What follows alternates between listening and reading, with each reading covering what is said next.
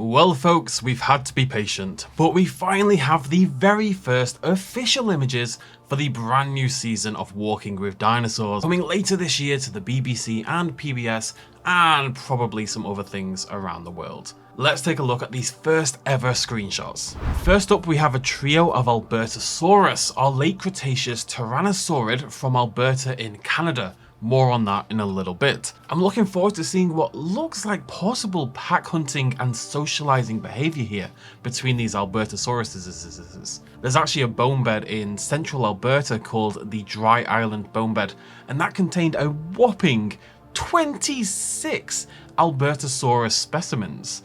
Now, whether that was a legit example of pack behavior or if they were all drawn together for some other reason, like a flood or something like that, it's up for debate. But it's undeniable that there were a lot of these Albertosaurus grouped together, and it does seem like Walking with Dinosaurs is going to put them together in a pack instead. There's a couple standout features on the design of these guys. That very prominent lilac colouring across their faces. Now, it's interesting that the leader of the pack, or at least the one in front of this trio, has the most saturated colour palette, perhaps marking them the more attractive male and helping to cement that leader status. It's also one of the few renditions of the animal with feathering. I've already seen some people kind of react like, whoa, what's going on? And it's more like hair really than feathers. It's a sparse, thin covering of hair-like filaments across the dorsal portion of the animal, and that's really by far the most likely region we would find it and the form we would find it in. And actually in the at the time, near tropical climate that Alberta would have had up there in Canada, such thin covering would actually help to cool the dinosaur down rather than warm it up.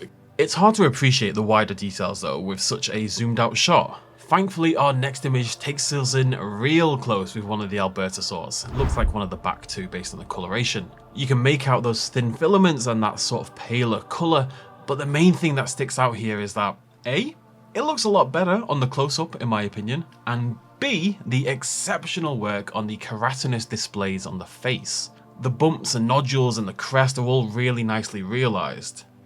I feel like these bosses are something we see more and more with modern Tyrannosaurid depictions, and I think they've done a really good job with them here on Walking with Dinosaurs. Now, it's worth noting that Walking with Dinosaurs does not have the budget to rival the likes of Prehistoric Planet, and we should not expect the visual fidelity of this show to match up with the titan that is Apple TV. But things like animation and sound and just the movement, seeing these things come to life properly is going to be the all-important step. And really, I just hope it's got good educational value, it's interesting to watch, and it does what Walking with Dinosaurs did best, which is tell a good story. Our third and final image shows an adult and baby Pachyrhinosaurus nuzzling on an open plain. Now, we've heard for a little while now there would be an episode centered on the Horseshoe Canyon formation in Alberta, and it seems basically confirmed that's what we're looking at here across these three images, as both Pachyrhinosaurus and Albertosaurus were found in that same formation. Perhaps we'll be tracking this small family unit of Pachyrhinos whilst they're hunted by the Albertosaurus trio. Regardless, the Pachyrhinosaurus, suddenly by the way, the most popular ceratopsid on the planet, it's appearing in absolutely bloody everything these days. It looks well modelled to me. It's got that prominent nasal boss, that small nodular skull jutting out from the side, that surprisingly very curvaceous, sharply curved hook-like beak. The baby also looks a little bit like a gremlin, as all baby ceratopsids are wont to do. I think these two close-up shots do look a fair bit better than that trio shot did, but as I said, we'll have to see it all in action to really judge it properly. Let me know what you think of the design of these dinosaurs. Would you be excited for an Alberta set episode focused on Albertosaurus and Pachyrhinosaurus? Sound off in the comment section down below, throw me a like if you're super duper cool, and even if you're not, that's alright, you can do it anyway. I'm not.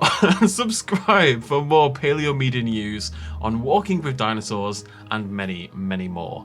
It's an exciting year to be a paleo media fan, believe me. Thank you so much for joining me. Let's get hype. Cheers, much love as always. Bye bye.